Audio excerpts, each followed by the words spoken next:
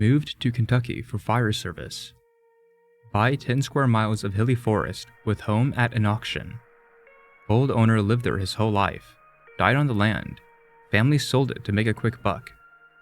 Start planting more trees. Forest is dense, but could use more around the house.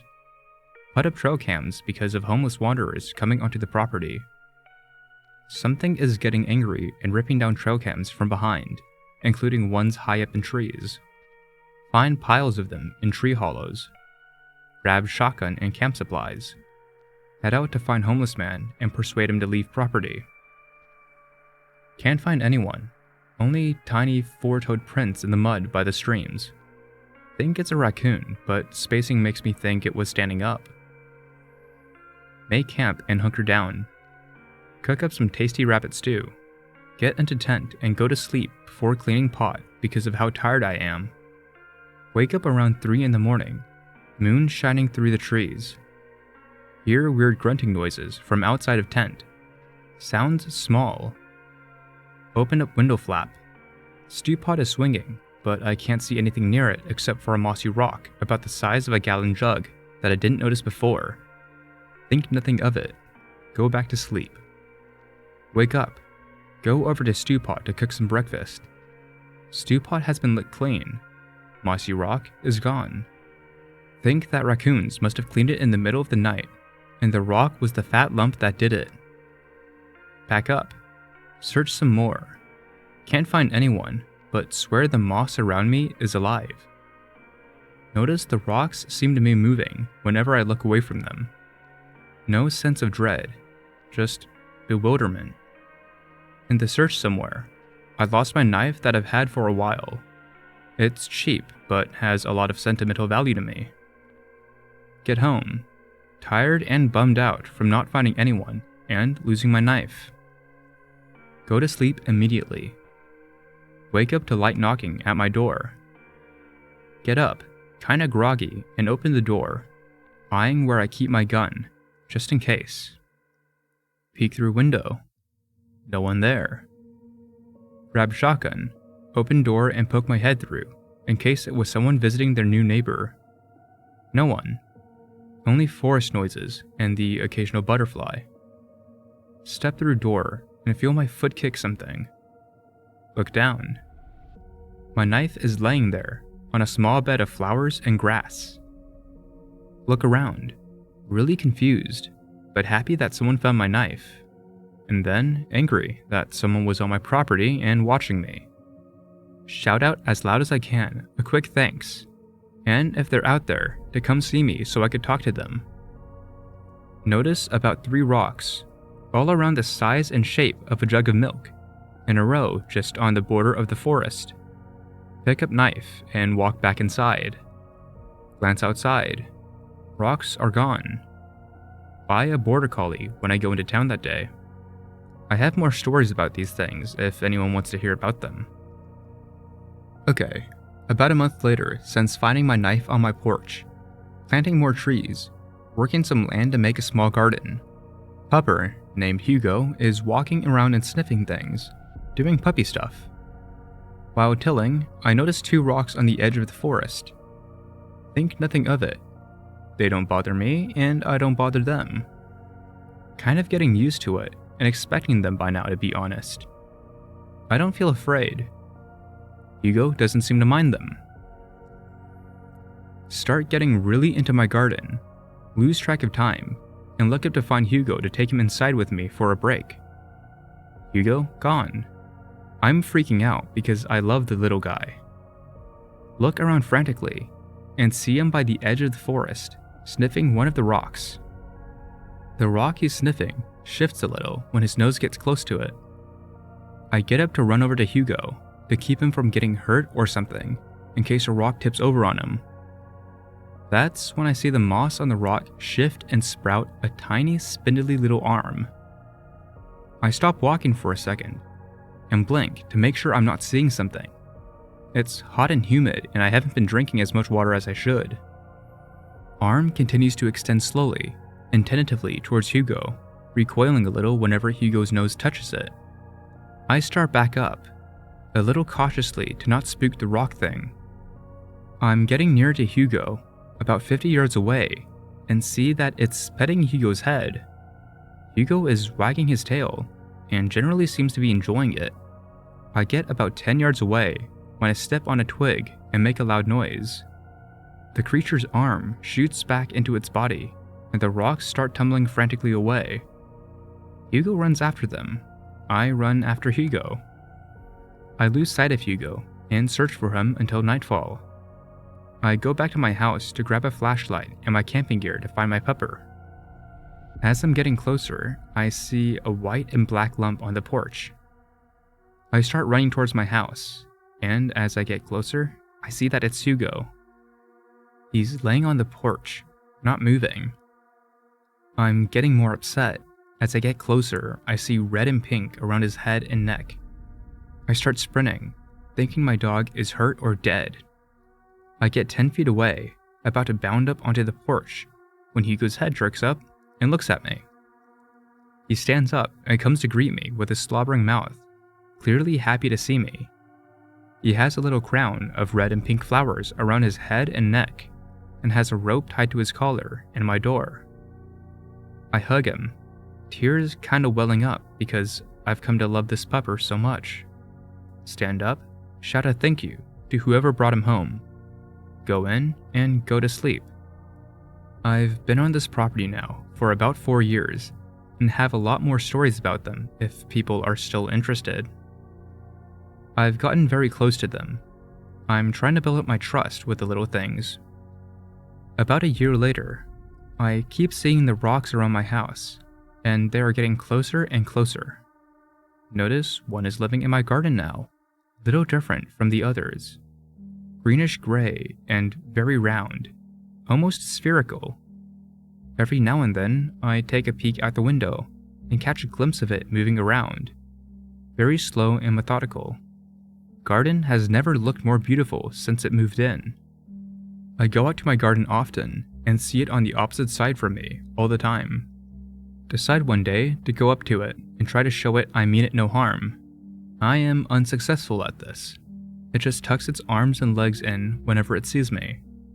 Looks like a chubby sloth carved out of stone, but no mouth or nose from what I could tell, just 2 beady little eyes. I decide to leave it alone. It seems to be helping me with the garden, and I appreciate that. Notice that sometimes, some of my veggies will be gone, or half eaten, and sitting by the stone. Let it have them. Leave some veggies near the edge of the forest. One day, notice that the stone is gone. Veggies are no longer being eaten. Garden is looking a little worse for wear. Stones are gone from the tree line. I am genuinely sad that they are gone. About 2 weeks later, go into forest looking for them. Come to the middle of my property, where a massive tree has fallen. Was some kind of oak, possibly around 100 feet tall. When I get closer, I notice that there are dozens of the stones on it and around it, all leaning on it like they're kissing it or resting their heads on it. I'm overwhelmed with a sudden sense of sadness, almost like a family member died. I walk over to the tree and place my hand on it, whisper some sweet nothings to the stones. I go back home after spending almost 3 hours at that tree, feeling bereft of an old friend for some reason. Remember, I have a white oak sapling in my yard outside my house. Dig it up and take it to the bigger oak in the forest the next day with Hugo. Plant it next to the fallen oak, so that it will replace the giant hole the older one left. Hugo is walking around to the stones. Catch a glimpse of a few petting him. A few days later, notice the stones are back on the edge of the forest. Garden stone is back, and everything looks lush and vibrant again. I have one other notable story that was kinda scary that I'll type out. Well, I guess it's not really scary, but it does involve a crazy homeless guy. Go out into the forest one day with Hugo to look around for bums, say hi to some friends, and just to be outdoors. Notice more and more signs of a homeless person living here. Trash everywhere, broken branches and plants, etc. Finally, make it to where I think the guy is camping. Find a shelter and take it down. but neatly fold it for him so he can get off my property quickly. Starting to get dark. I'm getting a little worried that I missed him, or he is dead somewhere on my property. See someone moving deeper in the forest. Shout out to him to stop and talk to me. The guy has a pickaxe, so I keep my shotgun ready in case he gets violent. I see he's smashing something with it. Freaking out, thinking I just stumbled onto a killing. That's when I hear the unmistakable sound of rocks being smashed. I fire into the air and get his attention damn quick. He drops his pickaxe and puts his hand up, mumbling something unintelligible. My adrenaline is pumping, I'm shaking, and Hugo is going mad on his leash. I scream at him about smashing the rocks. He starts saying how they were following him and throwing stuff at him. I almost shot him then and there, but instead I leave him at gunpoint to the edge of my property and told him to get out and never come back. A few days later, get a call from the sheriff's office about a body they found near my property. Homeless guy, beaten to death and stuffed into a tree. Tells me there will be a deputy coming to talk to me. Deputy shows up about an hour later. Questions me about if I had any interactions with a homeless guy. Tell him no. He starts to leave. Turn around on my porch. Mentions my stone fence is a little low, but looks good. Look around. See the entire edge of the forest around my house is surrounded by stones. Tell him thanks, and see him to his cruiser. He leaves. I look back at my house. All the stones are gone, except for 2. I've got a lot of small ones, like gifts and whatnot. They leave me flowers, sometimes moral mushrooms, things I've lost, etc. I have been giving them about 1/3 of my veggies, and they seem to like that. More and more show up in my yard rather than my tree line, and only seem to move when they don't notice me there. They're very slow moving, and the only time I've ever seen them move quickly is when they roll. I have a lot more animals in my area now, and the forest and yard/garden are much more lush and green when they are around. They seem to disappear during storms. I think they either go into tree hollows, or patiently wait it out under other kinds of cover. The garden rock likes to go into a small covered trellis I built it for when the rain comes. Never heard them speak, and have only seen their faces a few times. It's just an oblong rock with beady black eyes that look like polished black glass. Very spindly arms and legs. Not bony looking, but more vine-like. They tuck back onto the body and aren't noticeable. 4 toes and 3 fingers and a thumb. Bodies are shaped like a bullet, and they are about the size of a gallon jug. The garden rock is more round though. Their head sits on the front of the body rather than on top, and kind of blends into it. The eyes are wide-spaced, almost parallel to each other, and about the size of a small marble. They are covered in moss, and can range from green to a burgundy. I think that might indicate age, but I don't know. When they stand up and walk, they look hunched over, and they tend to waddle more than just walk with arms out like they're carrying something under them. There were a couple of things left in the house, like some personal documents, mostly health records. Other than that, I know the guy came from Holland, and that he built the house when he came over in the 50s. None of his family wanted the land. They just seemed to want to make some quick cash. I did let them spread his ashes in the forest though, because that's where he spent most of his time, with his wife. Her ashes were also spread out here, according to their daughter. Seemed like a sweet old man. He liked woodcrafting, and I find some of his stuff here and there in the basement and the shop.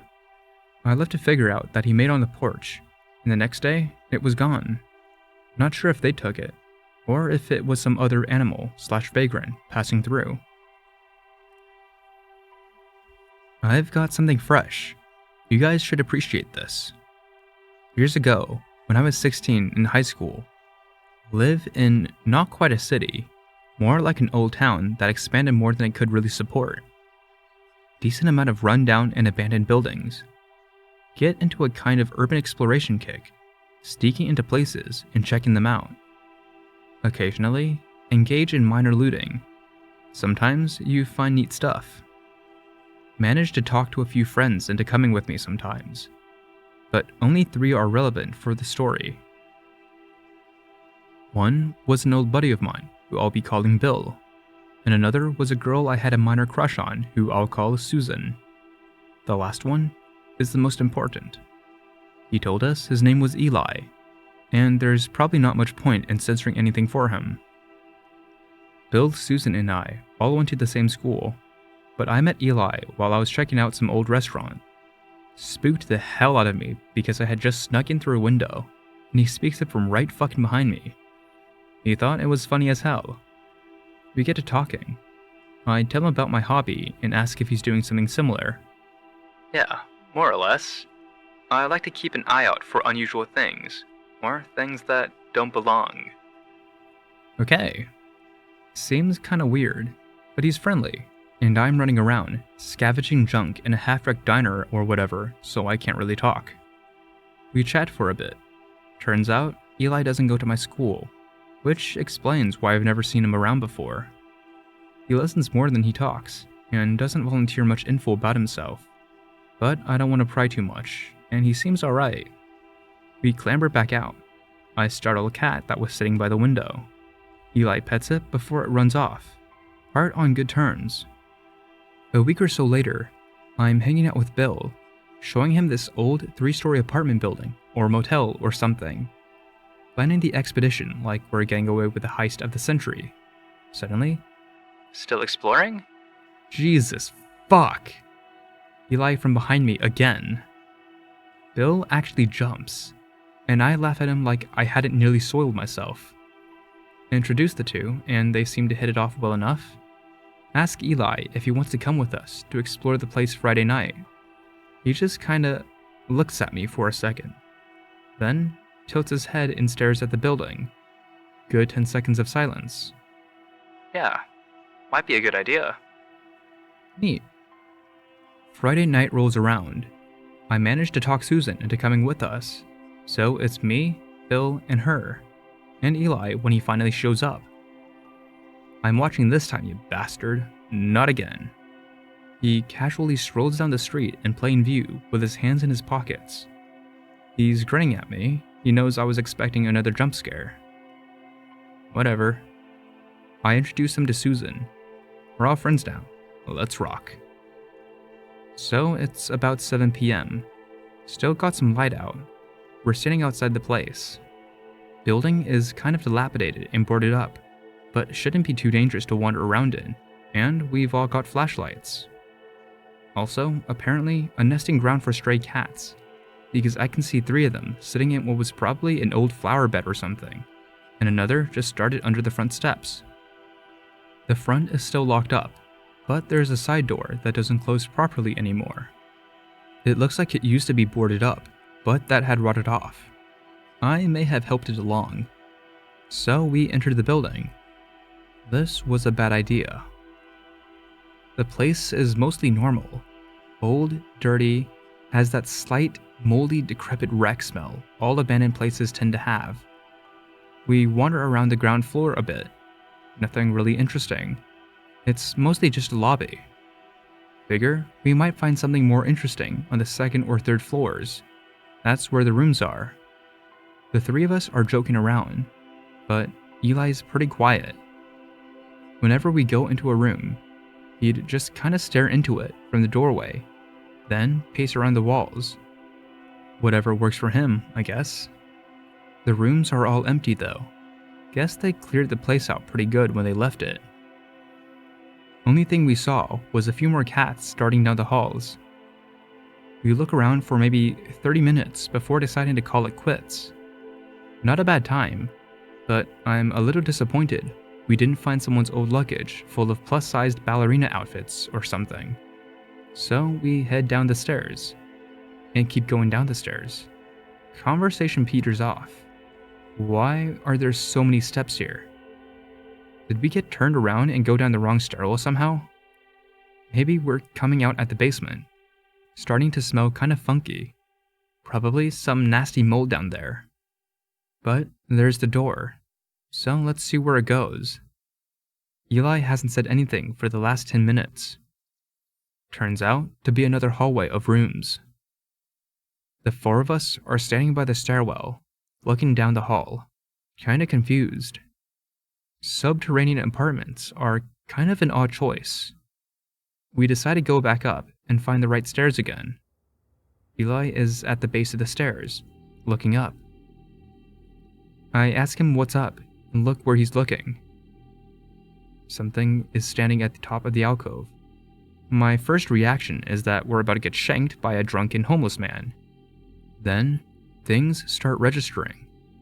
It's big, but kind of squashed and wide, like if a person was stretched out from the sides, and its legs are even more disproportionately short and stumpy. What I thought was a really grimy coat is actually long, tangled, really ratty looking hair or fur covering its body. Can't even see any eyes, just hair. There's mouth though. I can tell because it starts screaming at us. The mouth is too wide.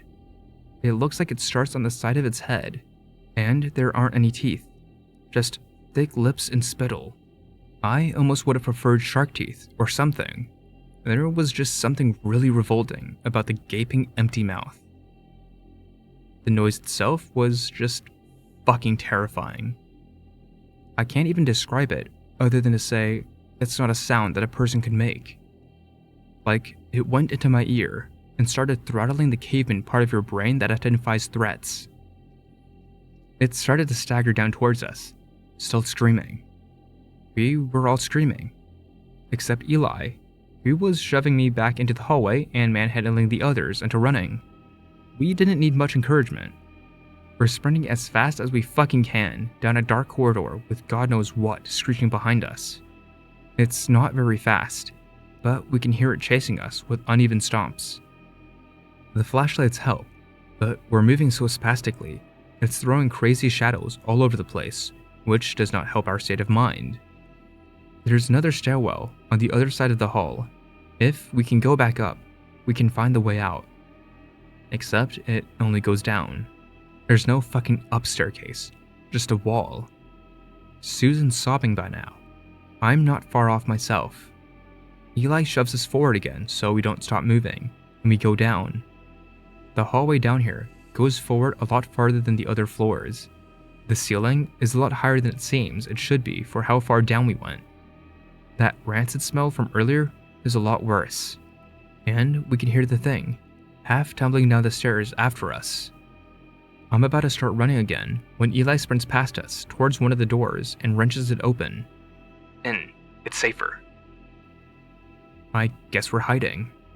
No one argues, probably because we're all still so freaked out, we'll take even slightly helpful direction at this point.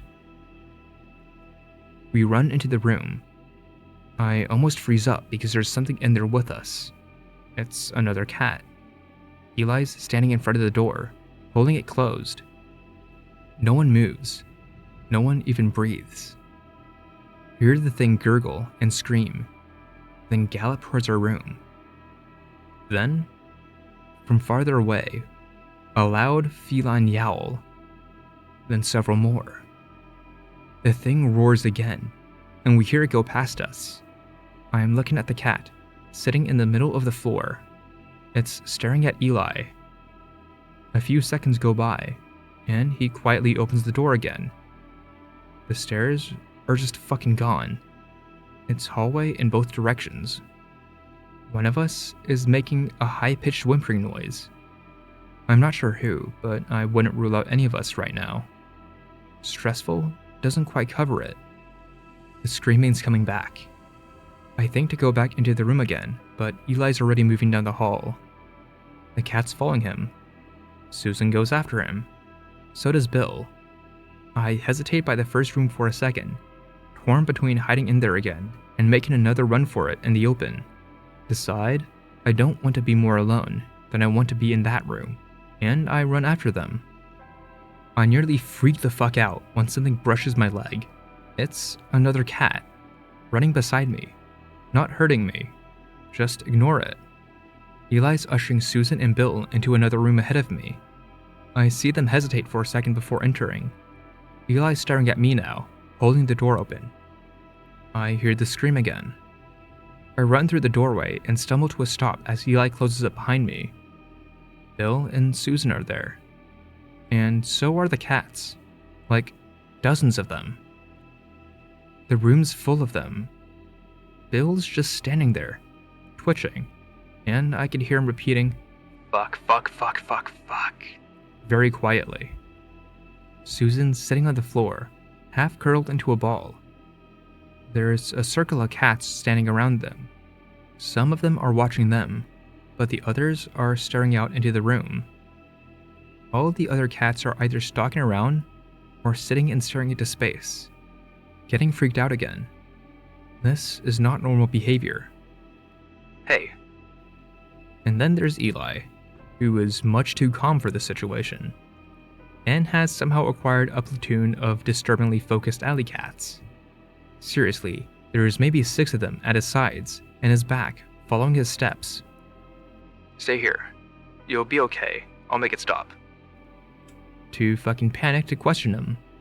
Also, don't really know what the hell he's pulling with the cats, and suddenly don't want him focusing on me. Susan proves she has bigger balls than me, and manages to ask him what's happening. When he looks at her, so do all the cats following him, at the same time. What the fuck, Eli? Stay. You're safe with us. I'll come back. And then he walks out with his cat followers, and closes the door behind him. The cats, apparently left to guard us, deliberately open a path for me to stand next to Bill and Susan. So I stand with them. They circle us again. Not sure how long we sat there. My sense of time was pretty screwed by then. Then I finally heard a new sound. Except I didn't really hear it. It was more like I could feel the vibration. Like it was a very, very loud but too low a pitch for me to hear. It made my hair stand up on end and my whole body just locked up. Every damn cat is standing up and staring in the same direction. Ears back, tails down, eyes wide, and huge and reflective. It stops after maybe half a minute, and the cats suddenly act like normal cats again. The ones circling us get up and wander around. A minute later, Eli abruptly walks back in. He looks fine. Not a scratch on him. But he's lightly splattered with a disturbingly viscous, pitch-black liquid, except for his right arm, which is coated up to the elbow with stuff. I don't want to know. I do not want to know. The cats start filtering out the door. We can go now. I don't really have a lot of clarity for a bit afterwards. I vaguely remember walking, then running out of the building. Everything was normal again. The exit was easy to find. Bill booked it the second he was outside, no looking back. A couple of cats followed him though. Susan and I stood outside with Eli for a few minutes. She tried asking him what happened, but he just shrugged and said not to worry. He took care of it. If I wasn't still so terrified, I'd have been pissed at not getting an actual answer. We all went home. Eli walked back some of the way with me. Susan got another entourage of cats. We didn't talk about anything else, and when I could see my house, I felt Eli pat me on the shoulder from behind. He was just gone when I turned around. When Susan and I talked about it a few days later, she swore he'd walked home with her, and that I had walked off with the cat party. Needless to say, the urban exploration fucking stopped. We never saw Eli again. I looked around a little, but I wasn't sure I wanted to find him. Susan did though. Holy shit, did she want to find him. Pretty sure she put up missing persons posters at some point. No luck though. Torpedoed any chance I had with her. Eli was all she talked about. Bill refused to discuss it at all. Didn't even want to talk to me or Susan much. Think he was trying to put as much distance between him and that night as possible.